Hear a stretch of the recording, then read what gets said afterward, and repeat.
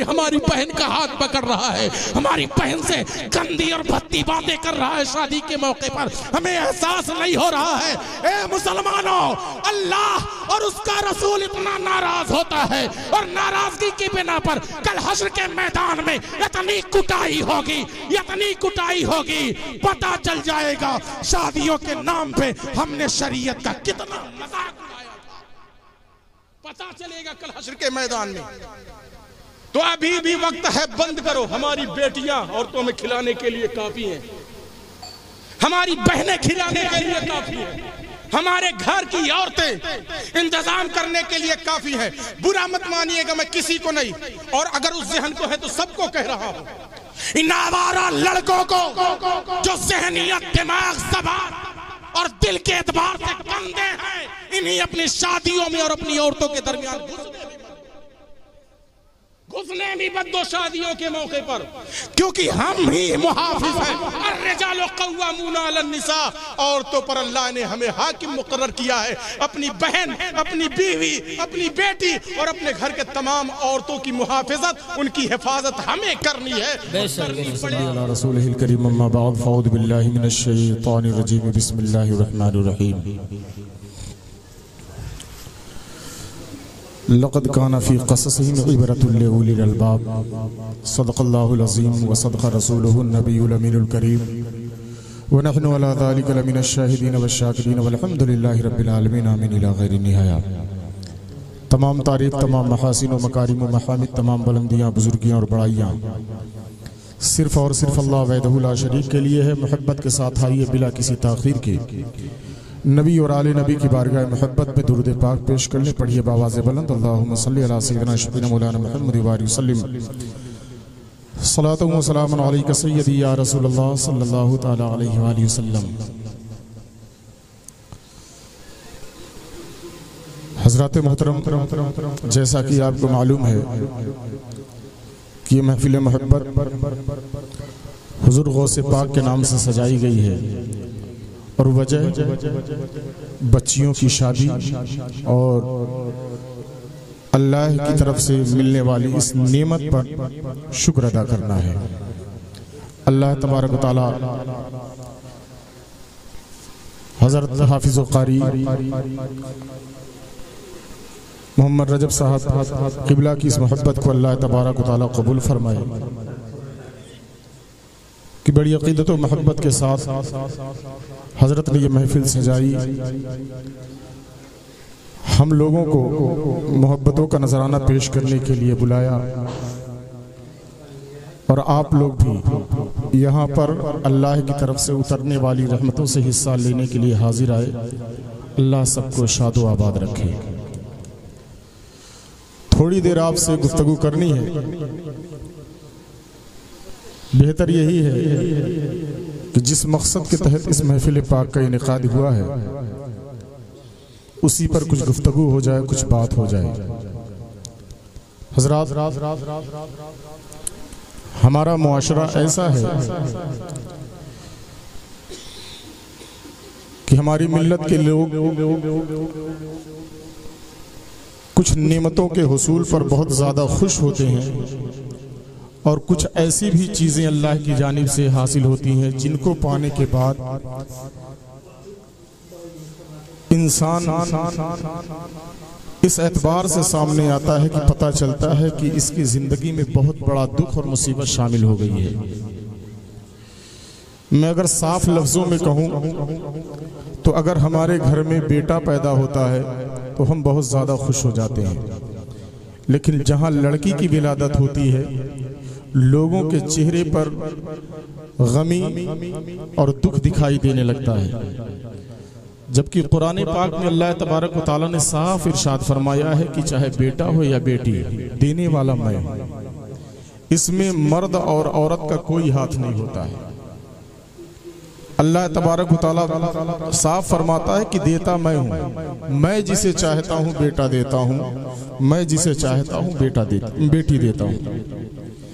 मर्जी अल्लाह तबारक व तआला की होती है। होना तो ये चाहिए था कि चाहे बेटा हमें अपनी ज़िंदगी में मिले तो भी हमें खुश होना चाहिए, चाहे बेटी का हुसूल हमारी ज़िंदगी में हो तो भी हमें खुश होना चाहिए। लेकिन होता क्या है, बसा औकात तो यहाँ तक देखा गया है कि बेटी की विलादत की वजह से बहुत सारे लोगों ने अपनी बीवियों को तिलाक तक दे डाला और कई कई दिन कई महीने तक अपनी बीवी से बात नहीं करते हैं कि तू एक बेटा नहीं पैदा कर सकती है। अच्छा, जुमला कितना खतरनाक बोलते हैं, तू एक बेटा नहीं पैदा कर सकती है, जबकि अल्लाह कुरान में फरमाता है मुसलमान है, हमें ये मालूम होना चाहिए कि चाहे बेटा हो या बेटी, देना खुदा का काम है, इसमें औरत का क्या हाथ है। हम सिर्फ एक सबब बन रहे हैं औलाद चाहे बेटा या बेटी के दुनिया में आने का, देने वाला रब तबारक व तआला है। लेकिन आपको मैं बताऊं, हजरत मूसा अलैहिस्सलातु तस्लीम ने एक मर्तबा जब रब से कलाम किया तो अल्लाह से पूछा, परवरदिगार आलम, जब तू लोगों से खुश होता है तो बंदों के साथ क्या मामला करता है? तो अल्लाह तबारक व तआला ने इरशाद फरमाया, ऐ मूसा, जब मैं बंदों से खुश होता हूँ तो मैं बारिश नाजिल करता हूँ। यानी ये जो बारिश होती है जिसकी वजह से हमारी फसलें उगती हैं, जिसकी वजह से ज़मीन जिंदा होती है और हमारे खाने पीने का सामान ये उगाती है, ये अल्लाह तबारक व तआला की खुशी की दलील है कि अल्लाह हमसे राज़ी है, अल्लाह हमसे खुश हो रहा है। तो अल्लाह जब खुश होता है तो बारिश नाजिल फरमाता है। मूसा अलैहिस्सलाम ने पूछा, परवरदिगार आलम, जब तू बंदों पर और ज़्यादा खुश होता है तो क्या करता है? तो अल्लाह तबारक व तआला ने इरशाद फरमाया, ऐ मूसा, जब मैं बंदों पर और खुश होता हूँ तो उनके घर मेहमान भेज देता हूँ, मैं उनके घर मेहमान भेजता हूँ। पता क्या चला, और देखा गया है कि मेहमान के भी आने पर बहुत सारे लोगों के मुंह सूज जाते हैं। घर के अंदर से हमारे घर की औरतें भी उल्टा सीधा सुनाने लगती हैं कि जब देखो मुंह उठाए चले आते हैं, जबकि शरीयत हमें बताती है कि मेहमान का आना रब की रजा की दलील है। मेहमान जो आता है हमारे घरों से परेशानियां उसकी वजह से दूर होती हैं, खैर बरकत का मामला हमारे घर में होता है। और सबसे बड़ी बात कि मुस्तफ़ा फरमा रहे हैं कि मूसा अलैहिस्सलातु तस्लीम ने जब पूछा तो अल्लाह ने कहा, जब मैं बंदों पर और ज्यादा खुश होता हूं तो मेहमान भेजता हूं उनके घर में। मूसा अलैहिस्सलातु तस्लीम ने आगे सवाल किया, परवरदिगार आलम, जब तू बंदों पर हद से ज्यादा खुश होता है तो क्या फरमाता है, तू क्या करता है, कौन सा मामला बंदों के साथ करता है? तो मोहब्बत से सुने, मूसा अलैहिस्सलातु तस्लीम को जो अल्लाह तबारक व तआला ने जवाब दिया, हमारे नबी सल्लल्लाहु तआला अलैहि वसल्लम इरशाद फरमाते हैं, ऐ मेरे सहाबा, अल्लाह तबारक व तआला ने मूसा से कहा, ऐ मूसा, जब मैं बंदों पर सबसे ज्यादा खुश होता हूँ, हद से ज्यादा खुश होता हूँ तो उनके घर में बेटी पैदा कर देता हूँ, उनके घर में बेटी पैदा कर देता हूँ। दोस्ताने मोहतरम, पता क्या चला, बेटियों का हुसूल रब के ज्यादा रजा की दलील है। अल्लाह तबारक व तआला उन्हीं घर में बच्चियों को पैदा करता है जिन घरों में अल्लाह तबारक व तआला अपनी रहमत रखना चाहता है, अपनी बरकत रखना चाहता है और घर वालों से अपनी रजा जोड़े रखना चाहता है। अल्लाह उसी घर में बेटियों को पैदा करता है। एक आओ मुस्लिम शरीफ की एक और हदीस आपको सुनाता हूँ। हजरत आयशा सिद्दीक़ा रज़ी अल्लाह ताला अन्हा हमारी माँ इसकी रावी हैं। दोस्ताने मोहतरम, आज बेटियां पैदा होती हैं, लोगों के चेहरे सूजे होते हैं, लोग दुख में नजर आते हैं, लोग गम में नजर आते हैं, लेकिन बेटियों के हुसूल पर दुख मत जताया करो, गमगीन मत हुआ करो, बल्कि मोहब्बत से उनकी परवरिश किया करो, उनको परवान चढ़ाया करो, उनके खाने पीने का, पढ़ने लिखने का, अच्छे से जिंदगी गुजारने का इंतजाम किया करो। आओ बताता हूँ मदीने वाले ने कौन सी बशारत दी है। हमारी माँ हजरत आयशा सिद्दीक़ा रज़ी अल्लाह ताला अन्हा फरमाती है, एक औरत मेरे पास आती है, उस औरत के साथ 2 बच्चियां होती हैं। औरत जब आती है तो देखने से ही पता चल रहा था कि कई दिन से औरत ने खाना नहीं खाया है, बच्चियां भी भूखी नजर आ रही है। हजरत आयशा सिद्दीक़ा रज़ी अल्लाह ताला अन्हा इरशाद फरमाती है, मुझे उन पर तरस आया, मैं अपने कमरे में गई, कुछ ढूंढने लगी, शायद खाने की कोई चीज मुझे मैसर आ जाए। मैंने देखा कि मेरे कमरे में 3 खजूरें मौजूद थी, मैं वो खजूरें उठाकर लेकर आती हूँ। एक खजूर बच्चियों की माँ को मैंने दे दिया और 2 खजूरें, एक खजूर मैंने बच्चियों के हाथ में दे दिया।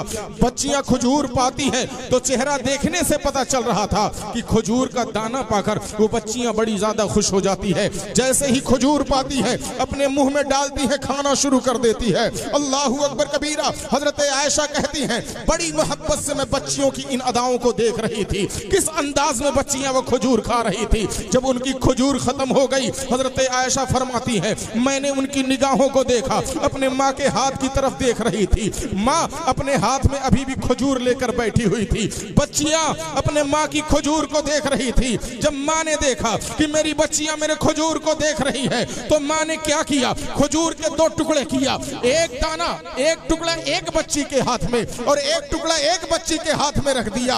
आधा आधा खजूर का पाना था कि वो दोनों बच्चियां बहुत ज्यादा खुश हो गई। हजरत आयशा सिद्दीका फरमाती है माँ की ये अदा देखकर मुझे बहुत अच्छा लगा। मैं इंतजार करने लगी जब मुस्तफा जाने रहमत आएंगे तो ये वाकया मैं उनसे भी बताऊंगी। हजरत आयशा फरमाती है वक्त गुजरता रहा, उस औरत को जब तक बैठना था मुझ तक बैठी रही, मेरे पास बैठी रही, जो पूछना था वो मुझसे पूछती रही, जो सवाल करना था उसका मैं जवाब देती रही। हजरत आयशा फरमाती है वो औरत जब उठकर चली जाती है, मुस्तफा जाने रहमत तशरीफ लाते हैं। मुस्तफा जाने रहमत को मैंने ये वाकया बताया तो सुजिया के मुसलमानों सुनो, मेरा नबी मदीने से क्या बशारत दुनिया के हर माँ बाप को दे रहा है। मेरा नबी कहता है ए आयशा, अगर तू अपने कौल में सच्ची है कि माँ ने अपनी बच्चियों के खाने का इंतजाम किया तो सुन, अगर दुनिया में कोई भी इंसान जिसके पास 2 बच्चियां हो उनके खाने का इंतजाम कर दे, उनकी खुशी का इंतजाम कर दे, तो यही अदा उसको जन्नत में ले जाने के लिए काफी। अल्लाहू अकबर, यही अदा, बच्चियों की परवरिश करना, बच्चियों के खाने का इंतजाम करना, बच्चियों की खुशी का इंतजाम करना, मुस्तफा फरमाते हैं उसको जन्नत में ले जाने के लिए काफी हो जाएगा। अल्लाहू अकबर कबीरा। अब सोचो ना सही मुसलमानों, बच्चियों की विलादत पर तो हमें खुश होना चाहिए, बच्चियों की विलादत पर हमें दुख जाहिर नहीं करना चाहिए, लेकिन जमाना ऐसा चल रहा है, लोग ऐसे हो गए हैं, कहते हैं मौलाना ठीक है, लेकिन आपको मालूम होगा मौलाना कि बच्चियां जब पैदा होती हैं तो जिस दिन से पैदा होती हैं माँ बाप को यही फिक्र लाहिक हो जाती है कि बच्ची को परवान चढ़ाना है, यानी पालना पोसना है, इसकी शादी करना है, और शादी बड़ी महंगी हो चुकी है। अच्छा, ये फिक्र आपको लगी है कि बच्ची पैदा हो गई, परवान चढ़ाना है और बच्चियों की शादी भी करनी है। हजरत ने भी शादी की, हमारे भी बेटी, हमें भी शादी करना है। तो अच्छा एक बात बताइए, क्या ये शादी मुस्तफा जाने रहमत ने महंगी की है? क्या अल्लाह तबारक व तआला ने ये शादी महंगी की है? ये महंगी शादियां जो हमारे बर्बादियों की वजह बनी हुई है, इसका बीज हमने खुद ही डाला है। ये महंगी शादियां अपनी ख्वाहिशों, बुरी ख्वाहिशों की तकमील के लिए हम खुद परवान चढ़ा रहे हैं। मदीने वाले ने तो महंगी शादियों के लिए नहीं कहा। जब आप हदीस की किताबें उठा के देखेंगे तो पता चलेगा मुस्तफा जाने रहमत ने जिन शादियों के लिए कहा है, अगर वो शादियां होने लगे तो कसम खुदा की, जिस तरह करोड़पति बेटियों की विलादत पे खुश होता है, उसी तरीके से रिक्शा चलाने वाला भी जिंदाबाद जिंदाबाद। लेकिन नबी के कौल पर अमल तो करो। कहोगे मौलाना नबी ने क्या कहा? मैं कहता हूँ आओ देखो, उठाओ मिशकात शरीफ किताबुन निकाह, मुस्तफा जाने रहमत सल्लल्लाहु ताला अलैहि वसल्लम की हदीस मौजूद है। मदीने से मेरे आका इरशाद फरमाते हैं, और रवायत किसी और ने नहीं की, हमारी और आपकी माँ हजरत आयशा सिद्दीका रज़ी अल्लाहु ताला अन्हा इसकी रवायत बयान करती है। रावी हजरत आयशा है। हजरत आयशा फरमाती है इन्ना आज़मन निकाही बरकतन ऐसरहु मौना। हजरत आयशा फरमाती है, ए लोगों, नबी फरमा रहे हैं कि सबसे ज्यादा रहमत और बरकत वाली शादी वो है जिसमें कम खर्चा और कम मेहनत लगती है। जिसमें कम खर्चा और कम मेहनत लगती हो, बरकत वाली शादी वो हुआ करती है। मदीने वाला नबी तो ये कह रहा है कि ऐ लोगों, कम मेहनत वाली शादियां करो, कम खर्चे वाली शादियां करो, लेकिन सुजिया का मुसलमान मानने के लिए तैयार नहीं है। नहीं मौलाना, हमें नबी वाली शादी नहीं करनी है, मुस्तफा के फरमान वाली शादी नहीं करनी है, हमें तो सुजिया के रिवाज वाली शादी करनी है, उजियार तबका के रिवाज वाली शादी करनी है, हमें तो अपने रिश्तेदारों के रिवाज वाली शादी करनी है, हमें तो मिल्लत इस्लाम इस्लामिया के रिवाज वाली शादी करनी है। मौलाना शरीयत वाली शादी की कोई वैल्यू अब नहीं रह गई है, कोई वैल्यू नहीं रह गई है। रिवाज वाले शादी की वैल्यू है। मौलाना जब तक शादी में 10-20 लाख रुपया खर्चा ना हो जाए शादी शादी नजर नहीं आती है। जब तक मेहमान इकट्ठा करने वालों को हालत पतली ना हो जाए, उनकी हालत पतली ना हो जाए, तब तक शादी शादी मालूम नहीं होती है। चाहे बेटे के घर वाले हो, चाहे बेटी के घर वाले हो, जब तक मेहमानों की मेहमान नवाजी करते करते पागल ना हो जाए तब तक शादी शादी नजर नहीं आती है। बेटी की शादी के लिए जब तक बाप को 2-4 लाख रुपया कर्जा ना लेना पड़े तब तक शादी शादी नजर नहीं आती है। हे मौलाना, शादी तो वैसी होनी चाहिए जिसमें पुलाव भी होना चाहिए, सादा चावल भी होनी चाहिए। शादी तो ऐसी होनी चाहिए हे मौलाना जिसमें नान की रोटी भी होनी चाहिए और श्रीमाल भी होना चाहिए। मौलाना शादी तो ऐसी होनी चाहिए जिसमें मीठे के नाम पर शाही टुकड़ा भी होना चाहिए और फिरनी भी होनी चाहिए। मौलाना शादी तो ऐसी होनी चाहिए जिसमें गोश्त के नाम पर बड़ा भी होना चाहिए, मुर्गा भी होना चाहिए, बकरा भी होना चाहिए, कबाब भी होना चाहिए, फ्राई भी होना चाहिए। मौलाना शादी तो शादी ऐसी होनी चाहिए जिसमें पानी के नाम पे नल का पानी भी होना चाहिए, डब्बे का पानी भी होना चाहिए, बोतल का भी पानी होना चाहिए।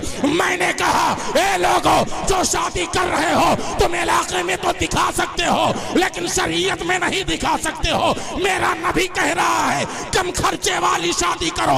मतलब क्या है, जब खाने की नौबत आए तो रोटी एक तरह की होनी चाहिए, चावल एक तरह का होना चाहिए, गोश्त एक तरह का होना चाहिए, पानी एक तरह का होना चाहिए। मेरे मुस्तफा की जिंदगी ऐसी गुजरी है। हमारी माँ और सहाबा बयान करते हैं कि नबी के दस्तरखान पर कभी 2 तरह का सालन जमाए। सुभान अल्लाह। नबी के दस्तरखान पर 2 तरह का सालन जमा नहीं। रिवाज के नाम पर अपनी जिंदगी बर्बाद करने वालों, ये रिश्तेदार हश्र में तुम्हारे काम नहीं आए। ये जो बोटियों के साथ में कबाब ढूंढते हैं, ये जो बोटियों के साथ में फ्राई ढूंढते हैं, ये तुम्हारे काम नहीं आएंगे। काम आएगा तो मदीने वाला, तुम्हारी बख्शिश करवाएगा तो मदीने वाला काम आएगा। तो अगर शादियों में किसी को राजी करना है तो मामा को नहीं, लेकिन नाराज भी करने की कोशिश मत करो। और अगर नाराज है तो मना भी लो। मकसद मेरा समाप्त करे। मकसद कहने का ये है कि मामारा को राजी करने के लिए इतनी दौलत बर्बाद मत करो, चाचा को राजी करने के लिए इतनी दौलत बर्बाद मत करो, फुफ्फा को राजी करने के लिए इतनी दौलत बर्बाद मत करो, ममानी को राजी करने के लिए इतनी दौलत बर्बाद मत करो, रिश्तेदारों को राजी करने के लिए इतनी दौलत बर्बाद मत करो। अगर तुम्हें दौलत लगानी है, दौलत लगानी है तो रिश्तेदारों को राजी करने के लिए नहीं, दौलत लगाओ तो मदीने वाले को राजी करने, लोगों को खिलाने के लिए दौलत ना लगाओ। दौलत लगानी है तो गुंबदे खजरा देखने के लिए दौलत लगाओ, मदीने की गलियों में जाने के लिए दौलत लगाना है। तो दोस्ताने मोहतरम, रियाजुल जन्ना में सजदा करने के लिए दौलत लगाना है। चाहते हो कि शादी के नाम पर खर्चा हो, तो मैं कहता हूं हर जगह से कुछ पैसे काटो। गोश्त से पैसे काट के निकाल लो, रोटी से पैसे काट के निकाल लो, मीठे से पैसा काट के निकाल लो, पानी से पैसा काट के निकाल लो। निकालने के बाद क्या करो, उसी पैसे से उम्रे का 2 टिकट बुक करवाओ, बुक करवा के अपने पास रख लो। जब बेटी का निकाह हो जाए, बेटे का निकाह हो जाए, वही काजी के हाथ में दे के ऐलान करवा दो कि इस नए नवेले जोड़े की जिंदगी की शुरुआत सुजिया की जमीन से नहीं होगी, इस नए जोड़े की शुरुआत बजडीला की सरजमीन से नहीं। मोहतरम मैदान महशर का ऐसा आलम होगा, कोई किसी का पुरसाने हाल ना होगा, कोई किसी की फिक्र में नहीं होगा, हर किसी को अपनी फिक्र लगी होगी। किसी तरह मैं बख्श दिया जाऊं, किसी तरह मैं बख्श दिया जाऊं, हर कोई अपनी फिक्र में डूबा होगा। लेकिन जैसे ही हमारे रिश्तेदार हमें देखेंगे कि हमारी तरफ मौलाना अहमद आ रहे हैं, हमारी तरफ कारी रज्जब आ रहे हैं, उनको ये फिक्र लाहिक हो जाएगी। कहीं ऐसा तो नहीं ये हमसे कोई नेकी तलब करने के लिए आ रहे हैं, हमारे साथ कोई एहसान किया हो, कहीं ऐसा तो नहीं उसका कोई बदला लेने के लिए आ रहे हैं। अपनी बेटी की शादी में हमें दावत देकर खाना खिलाया था, कहीं एहसान जतला कर कोई नेकी हासिल करने के लिए तो नहीं आ रहे हैं। दोस्ताने मोहतरम, ये हमारे रिश्तेदार हमारे अपने जैसे ही मैदान महशर में हमें देखेंगे भागना शुरू कर देंगे, हमारे कोई काम नहीं आएगा। एक नेकी के लिए तरसते रहेंगे लेकिन ना माँ खड़ी होगी ना बाप खड़ा होगा, एक नेकी के लिए तरसते रहेंगे ना भाई खड़ा होगा ना दोस्त खड़ा होगा, एक नेकी के लिए खड़े रहेंगे तरसते रहेंगे लेकिन रिश्तेदार हमारा साथ देने के लिए तैयार ना होगा। तो दोस्ताने मोहतरम, ऐसे बिगड़े हुए माहौल में, ऐसे दर्दनाक माहौल में, ऐसे सितम ढाने वाले माहौल में हमारी आबरू को बचाने के लिए, हमें बख्शवाने के लिए, हमारे आंखों से आंसू पोंछने के लिए, जहां माँ अपना दामन ना देगी, जहां बाप सहारा ना देगा, जहां बेटा हमें देखकर भाग जाएगा, जहां बीवी अपना आंचल खींच लेगी, ऐसे दर्द भरे माहौल में हमें सहारा देने के लिए अगर कोई आएगा तो मदीने का ताजदार आएगा, मुस्तफा जाने रहमत आएंगे, रब का दिलदार आएगा और पुकार कर कहेगा या रब्बे हबली उम्मती, या रब्बे हबली उम्मती, या रब्बे हबली उम्मती। ऐ अल्लाह मेरी गुनहगार उम्मत को बख्श दे, ऐ अल्लाह मेरी गुनहगार उम्मत को बख्श दे। तो मैं ये नहीं कहता दोस्तों कि रिश्तेदारों को नाराज कर दो, लेकिन ये कहता हूं कि इन रिश्तेदारों को खुश करने के लिए मुस्तफा को कभी नारे तकबीर, नारे रिसालत, जश्न ईद मिलादुन नबी, मसलक आला हजरत हजरत अल्लामा मोहम्मद अहमद साहब किबला निज़ामी। इन रिश्तेदारों को खुश करने के लिए मुस्तफा जाने रहमत को कभी नाराज नहीं करना। लेकिन एक सिंपल सा सवाल आप लोगों से, ये जो मदीने में बैठकर मुस्तफा जाने रहमत ने जो हदीसें बयान की, जो बुखारी मुस्लिम सहाह सित्ता और दीगर कुतुबे हदीस में मौजूद है, ये हदीसें किनके लिए हैं? किसके लिए हदीसें? जिन्नातों के लिए हैं, कीड़े मकोड़ों के लिए, जानवरों के लिए। किन हदीसों पे जानवर अमल करेगा? कौन अमल करेगा? इंसान कहाँ अमल कर रहे हैं? लगता है ऐसा देख के लोगों को लगता है कि अब इन हदीसों पर गाय भैंस बैल गदहा यही सब अमल करेंगे, हम तो अमल करने वाले हैं नहीं। हमारे यार हमारी हालत क्या हो गई? हदीसें बयान की जाती है, बताया जाता है कि नबी की ये चाहत है, लोगों से कहा जाता मेरे मुस्तफा हमारे नबी जिनका हम कलमा पढ़ते हैं रब के महबूब, ये चाहते हैं कि तुम करो। और हम कितने ढीठ हैं, हम कहते हैं कि नबी ये चाहते हैं करो, लेकिन लोग क्या कहते हैं? मामा ये चाहते हैं ये होगा। क्या मौलाना साहब, मौलाना मोहम्मद अली साहब स्टेज पर आकर कहते हैं लोगों सुजिया वालों, अल्लाह ये चाहता है कि हम रसूलुल्लाह की माने, और सुजिया वाले कहते हैं ना मौलाना साहब शदिया मुँह होगा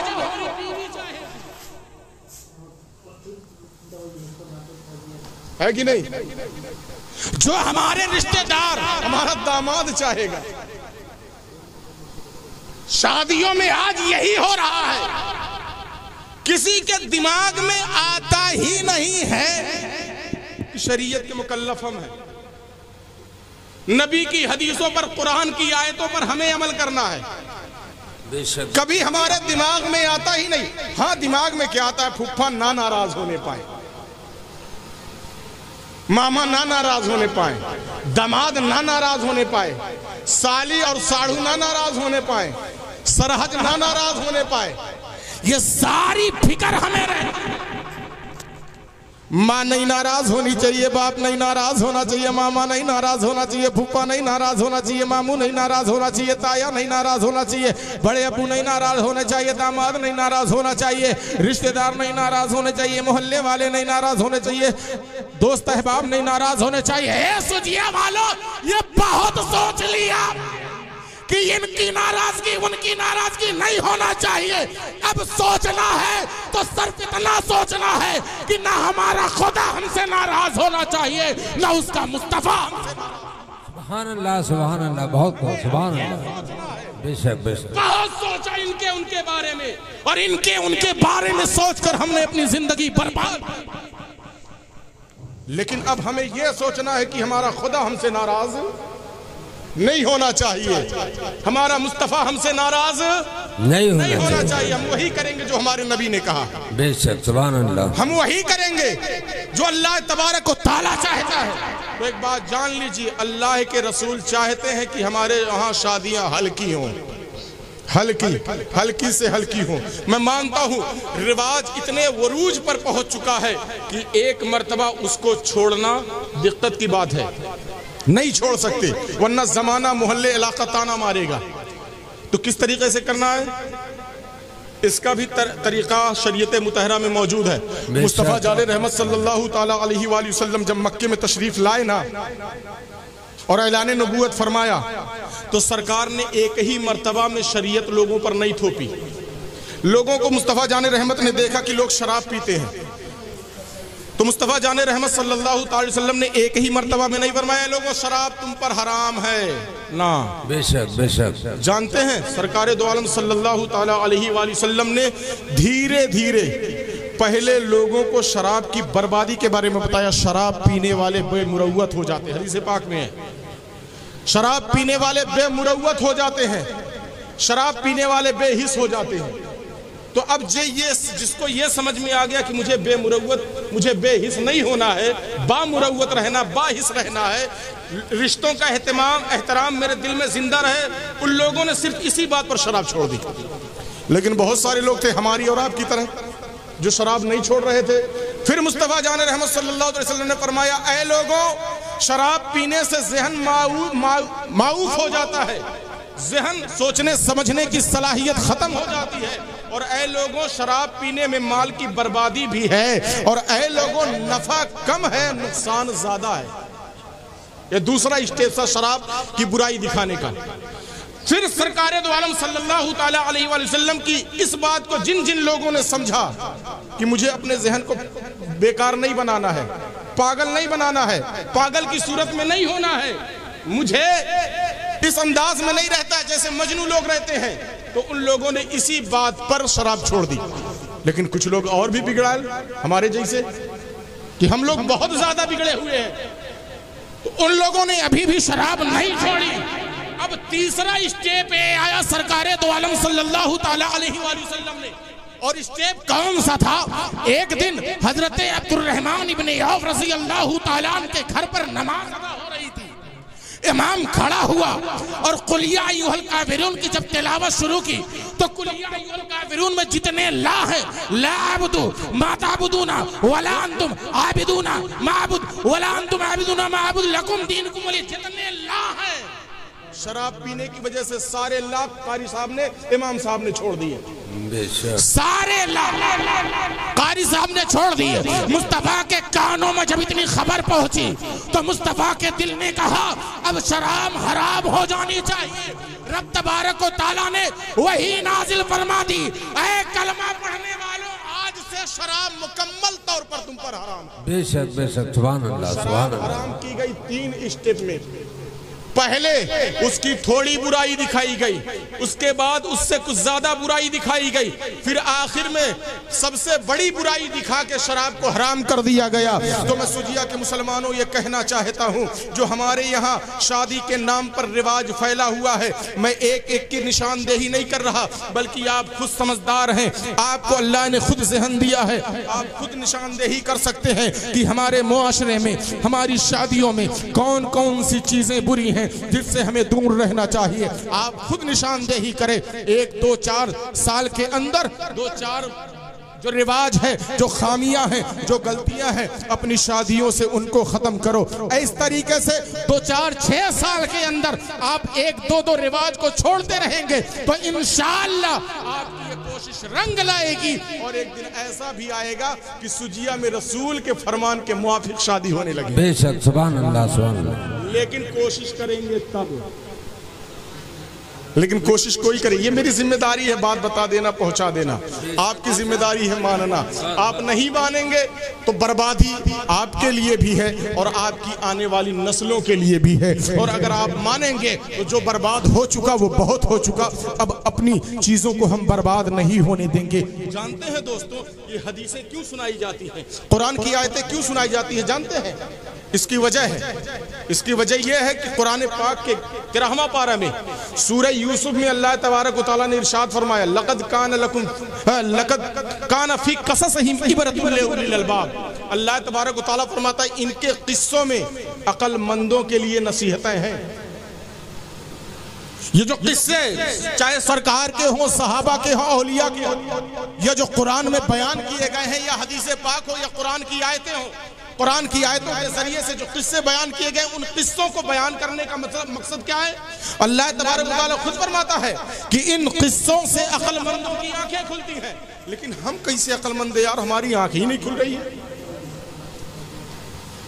हम कोई बात मानने के लिए तैयार नहीं हो रहे, कोई बात सुनने के लिए हम तैयार नहीं हो रहे। तो दोस्ताने मोहतरम दो चीजें मैं बयान कर चुका, अब तीसरी चीज पर गौसे आजम पर मैं चल रहा हूं।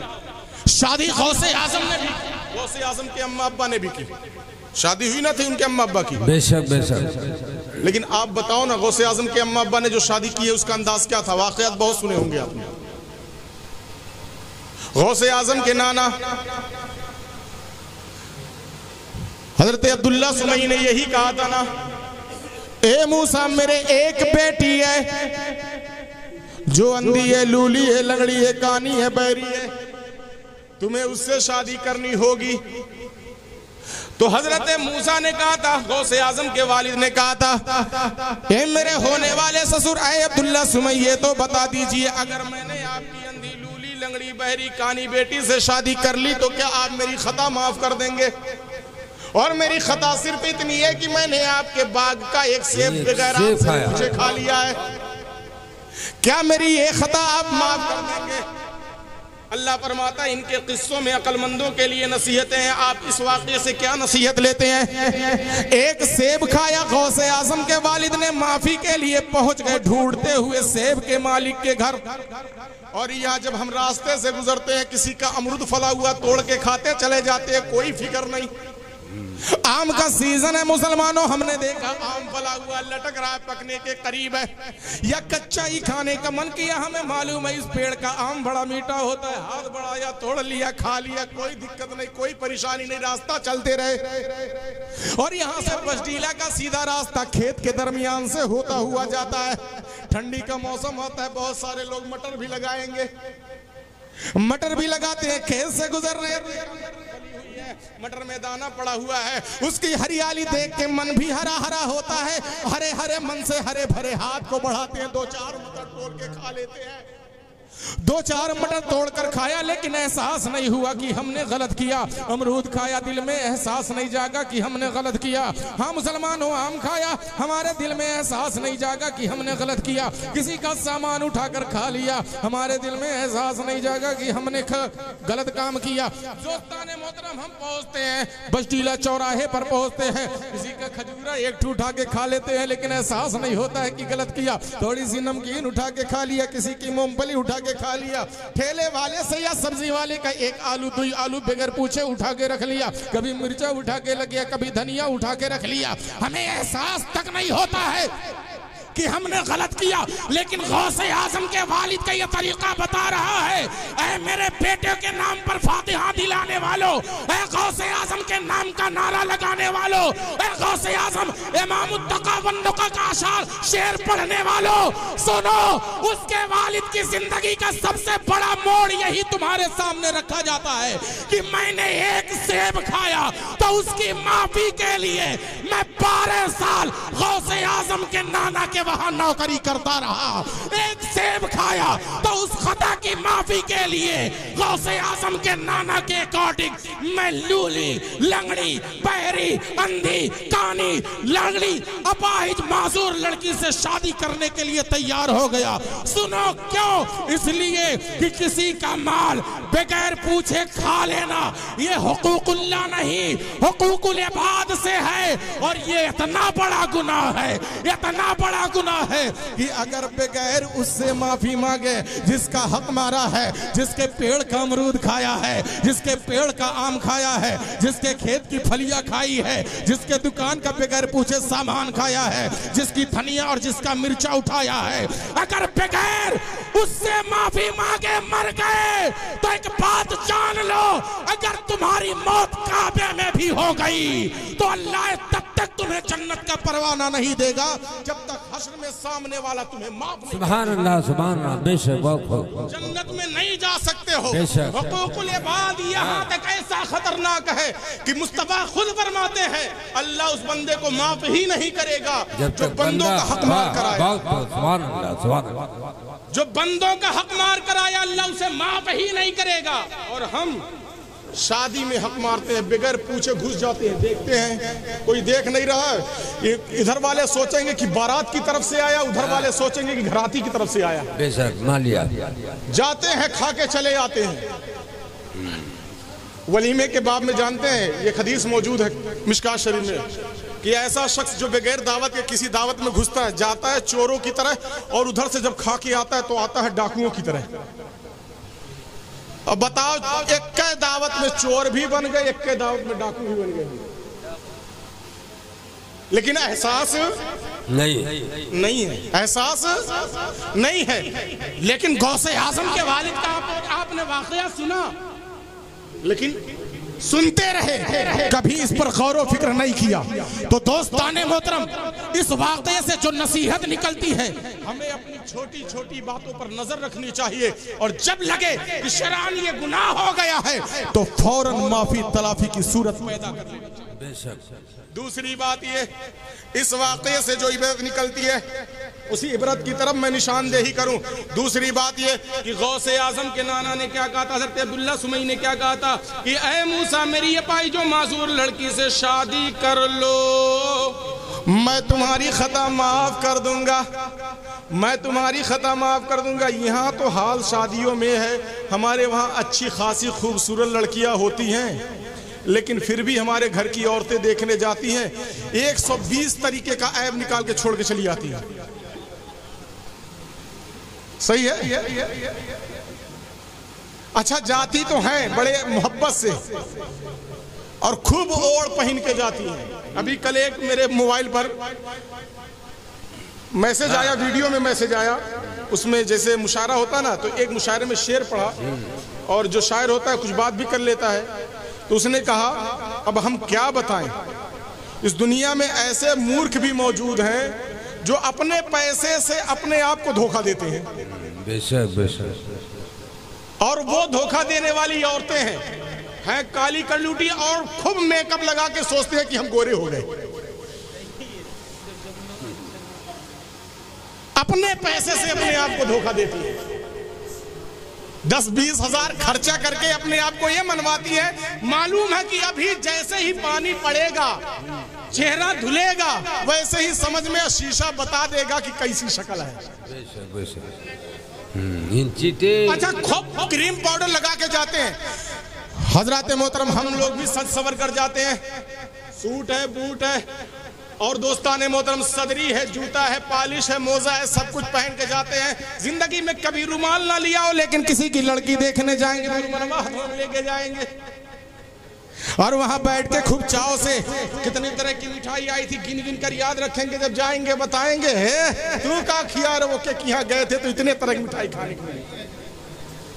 जाते हैं, देख के आते हैं, खा के आते हैं मुसलमानों, सारी चीजें करने के बाद जबकि हालत ये हमें बताओ, मैं इसलिए कह रहा हूँ कि नसीहत, हर बात में नसीहत हमारे पास है। हमें शादी में जाना हो तो खूब सजे संवरे हैं, ये देखो क्रीम लगाया, ये देखो पाउडर लगाया, ये देखो कंघी किया, ये देखो काजल लगाया या आंखों में सुरमा लगाया, बालों में कंघी किया, सज संवर कर हम चले गए। दूल्हे के लिए, बारात के लिए, लड़की देखने के लिए। लेकिन कभी आपने कारी रजब साहब से पूछा कि कारी रजब साहब ये बता दीजिए कि सज संवर कर जाने के लिए शरीयत ने कहाँ हुक्म दिया है? अगर आप कुरान देखते, रब का कलाम देखते, तो आपको पता चलता कि सारे सहाबा अपनी पूरी जिंदगी सादगी में गुजार कर गए हैं, लेकिन कुरान के एक फरमान पर जरूर अमल करते थे। पूरे कुरान में और पूरी हदीस में मर्दों को सजने के लिए कहीं नहीं, सिर्फ एक जगह कहा गया है। वो कौन सी जगह है? जब कुरान उठाओगे तो पढ़ने को मिलेगा। अल्लाह कुरान में फरमाता है, खुदू ज़ीनतकुम इंदा कुल्ले मस्जिद। ए लोगों, जब तुम्हें नमाज पढ़ने जाना हो तो सज सवर। सुभान अल्लाह, बहुत बहुत सुभान अल्लाह। जब तुम्हें मस्जिद जाना हो, रब के हुजूर जाना हो, रब से करीब हो, सजदा करने के लिए जाना हो, रब के घर में जाना हो, सज संवर कर जाया करो। जब सबके घर यानी मैरिज हॉल में जाना होता है तब सज संवर कर जाते हैं, और जब रब के घर में आना होता है तो जो सजे रहते हैं घर पे आते हैं, कोट उतारते हैं, सदरी उतारते हैं, कुर्ता उतारते हैं। ए फलाना कम्मा लाओ कुर्ता वाला। पता चला 5 साल वाला पुराना कुर्ता और 5 साल वाली पुरानी लुंगी पहन के अब मस्जिद जाएंगे। बिल्कुल। बताओ यार क्या हाल हमारा हो गया है। जहां सज संवर कर जाना वहां नहीं गए, और जहां जाने के लिए कोई हुक्म भी नहीं, मना भी नहीं है। तहारत इस्लाम का हिस्सा है, पाको साफ रहना इस्लाम का हिस्सा है, लेकिन सजने संवरने का हुक्म नहीं है। वहां जा रहे हैं तो सज संवर कर जा रहे हैं, लेकिन मस्जिद जाने के लिए सजने संवरने का। ये लोगों, तुम्हारे लिए नया कपड़ा हो तो नया कपड़ा पहन लो। ऐ लोगों, जब मस्जिद जाना हो तो बदन पे खुशबू भी लगा लिया करो। ऐ लोगों, आंखों में सुरमा भी डाल लिया करो। सुरमा लगाना मेरे नबी की सुन्नत है। सर में तेल भी लगा लिया करो, तेल लगाना मेरे नबी की सुन्नत है। बालों में कंघी कर लिया करो, कंघी करना मेरे नबी की सुन्नत है। इस्लाम के दूल्हा बन जाओ, और इस्लाम के दूल्हा बनकर अब मस्जिद में जाओ, खुदा के हुजूर सज। ये शरीयत कहती है, ये कुरान कहता है, लेकिन दोस्ताने मोहतरम इस पर हमारा अमल नहीं है। सज संवर कर जाते हैं, लेकिन गौसे आजम के वालिद की शादी कैसे हो रही है? सादगी में। और कैसी औरत से? अपाहिजो माजूर लड़की से। जो बयान किया गया अब्दुल्ला सुमई ने, जो बयान किया जाहिरन, अपाहिजो माजूर लड़की। शादी क्यों शादी करें मालूम है? ताकि मेरा गुनाह माफ हो जाए। क्योंकि हजरत मूसा, गौसे आजम के वालिद का नाम जो खालिस नाम है वो मूसा है। अबू साले मूसा जंगी दोस्त, आगे कुन्नियत और पीछे लक़ब लगा हुआ है, इस वजह से अबू साले मूसा जंगी दोस्त, लेकिन खालिस नाम मूसा है। जब आप शजरा नसब देखेंगे हुजूर गौसे आजम का तो सिर्फ मूसा मिलेगा उसमें। तो अब्दुल्ला सुमई ने कहा, बेटा अगर तुम मेरी बेटी से शादी कर लो तो तुम्हारा गुनाह माफ। क्योंकि हजरत अब्दुल्ला सुमई के कहने पर मूसा को मालूम था, हजरत मूसा को मालूम था कि हमारी जिंदगी फानी है। 10 साल, 20 साल, 30 साल, 40 साल, 50 साल, 60 साल, 70 साल, 80 साल, 90 साल, 100 साल जाते जाते कुल हो जाता है। उसके बाद मरना है। लेकिन सुम्मा युमीतुकुम सुम्मा युहयीकुम सुम्मा इलैहि तुरजऊन से जो जिंदगी शुरू होती है, जिसका कुरान पाक के पहले पारे में अल्लाह तबारक व तआला ने जिक्र किया है, जो जिंदगी कब्र से शुरू होनी है हश्र में जाने के लिए, कुरान ये कहता है, शरीयत ये कहती है, खुदा ये कहता है, रसूल ये कहते हैं, सहाबा ये बता कर गए हैं कि ये लोगों, ये दुनिया की जो जिंदगी है 10, 20, 30, 40, 50, 100 साल में खत्म हो जाएगी, लेकिन जो कब्र से जिंदगी शुरू हो रही है उसके लिए फना है ही नहीं। इसलिए अगर दुनिया में कोई गुनाह किया तो माफी के लिए जो भी सूरत बनती है बना। इसीलिए माफी की सूरत में हजरत मूसा को अपाहिजो माजूर लड़की से शादी करनी पड़ रही थी, तो अपने गुनाहों की माफी के लिए उन्होंने मंजूर कर लिया कि मैं अपाहिजो माजूर लड़की से शादी करने के लिए तैयार हूं, क्योंकि यह जिंदगी तो फानी है, जब तक जिंदा हूं तब तक बोझ उठाना पड़ेगा, लेकिन गुनाह माफ हो गए तो जब कब्र से जिंदगी शुरू होगी तो पाको साफ निकलूंगा, मेरे सर और मेरे कंधे पर कोई बोझ नहीं होगा।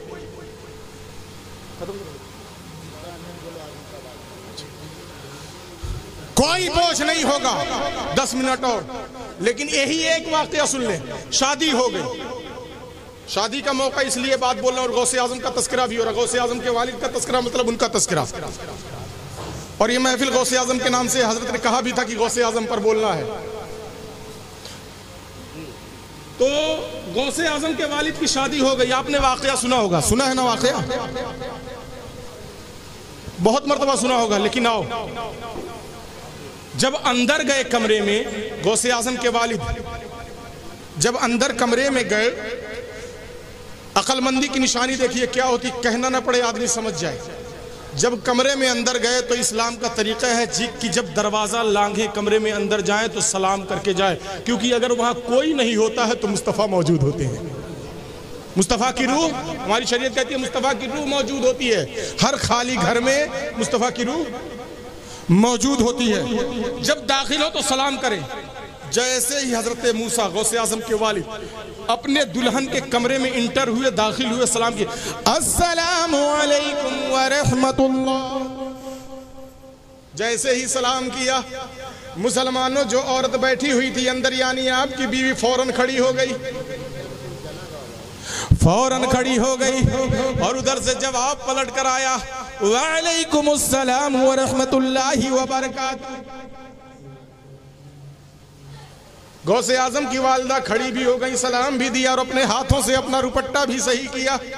अब गौसे आजम के वालिद 1 मिनट कमरे में नहीं रुके, क्योंकि उनको बताया गया था कि मेरी बीवी जो है वो पैर से भी माजूर है, हाथ से भी माजूर है, सुनने से भी माजूर है, बोलने से भी माजूर है, देखने से भी माजूर है, हर चीज से माजूर है। लेकिन गौसे आजम के वालिद ने सोचा, जब मैंने सलाम किया तो मेरे आवाज को सुनकर खड़ी हो गई, पता क्या चला कान से माजूर नहीं, और खड़ी हो गई तो पैर से भी माजूर नहीं, रुपट्टा सही कर लिया तो पता क्या चला हाथ से भी माजूर नहीं, मेरी तरफ चेहरा कर रही है तो पता चला मुझे देखना चाहती है तो आंख से भी माजूर नहीं, और मेरे सलाम का जवाब दे दिया तो जबान से भी माजूर नहीं। गौसे आजम के वालिद 1 मिनट कमरे में नहीं रुके, कूद कर बाहर, कूद कर बाहर, फौरन तुरंत बाहर आ गए, क्योंकि पता क्या था, मेरी बीवी खड़ी नहीं हो सकती, ये औरत जो कमरे में है खड़ी हो गई, मेरी बीवी सुन नहीं सकती, सुना तभी तो जवाब दिया, मेरी बीवी पकड़ नहीं सकती, पकड़ा तो तभी रुपट्टा सही किया, मुझे देखने के लिए घूमी, देखने के लिए आंख चाहिए, देख सकती है यानी आंख वाली है, और मेरी बीवी में ये कोई चीज मौजूद नहीं है। पता चला गौसे आजम के वालिद ने ये बताना चाहा, ऐ लोगों, मेरे मुताबिक मैं किसी खैर औरत के कमरे में दाखिल हो गया था, इसलिए बाहर आ गया। इबरत इसमें क्या है? गौसे आजम के वालिद हमें सबक क्या देते हैं कि ऐ लोगों, जहां तुम्हारी अपनी ना हो वहां नहीं जाना, जहां तुम्हारी अपनी ना हो वहां नहीं जाना। लेकिन शादियों में हम दौड़ दौड़ के वही जाते हैं, जाते हैं कि नहीं? कारी साहब घबराइएगा नहीं, आपकी इज्जत नहीं जाने देंगे। एक ट्रे शरबत उठाया औरतों में घुस गए, और कारी साहब भी खुश हैं कि हमारे गांव के बच्चे बड़े अच्छे हैं, मेरी खिदमत के लिए, मेरे घर का काम के लिए शरबत लोगों को पिला रहे हैं।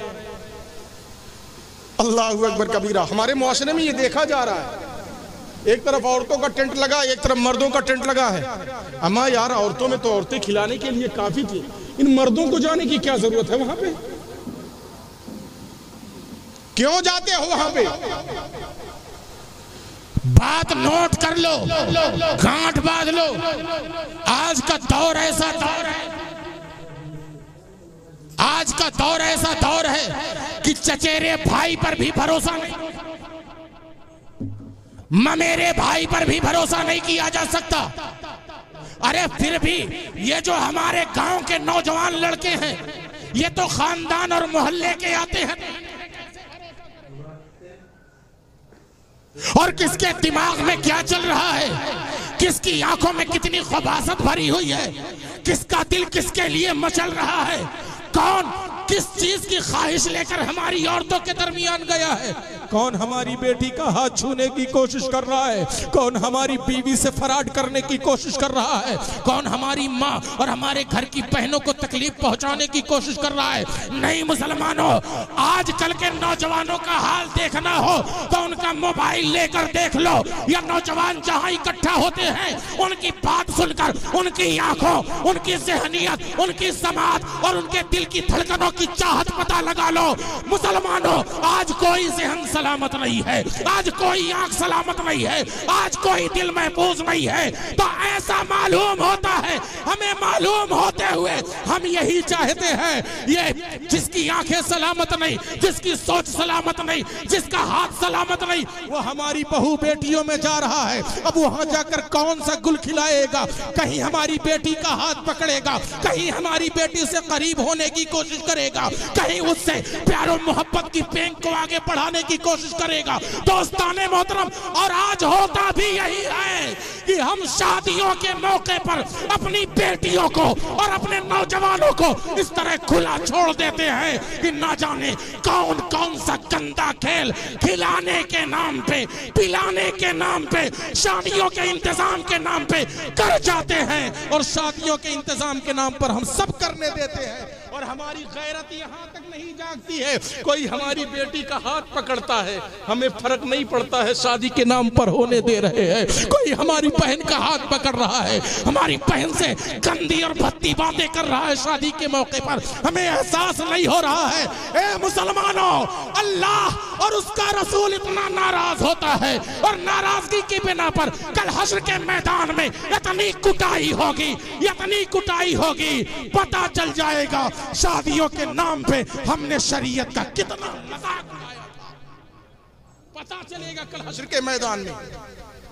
तो अभी भी वक्त है, बंद करो। हमारी बेटियां औरतों में खिलाने के लिए काफी हैं, हमारी बहनें खिलाने के लिए काफी हैं, हमारे घर की औरतें इंतजाम करने के लिए काफी है। बुरा मत मानिएगा, मैं किसी को नहीं, और अगर उस जहन को है तो सबको कह रहा हूं, इन आवारा लड़कों को जो ज़हनियत, दिमाग, ज़बान और दिल के एतबार से गंदे हैं, इन्हीं अपनी शादियों में और अपनी औरतों के दरमियान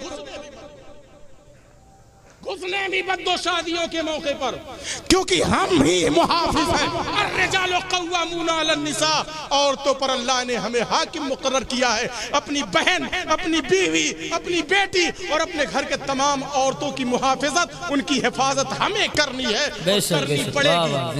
अगर अपनी जिम्मेदारियों से भागेंगे दोस्ताने मोहतरम, तो कल मैदान महशर में हम बहुत ज्यादा शर्मिंदा होंगे।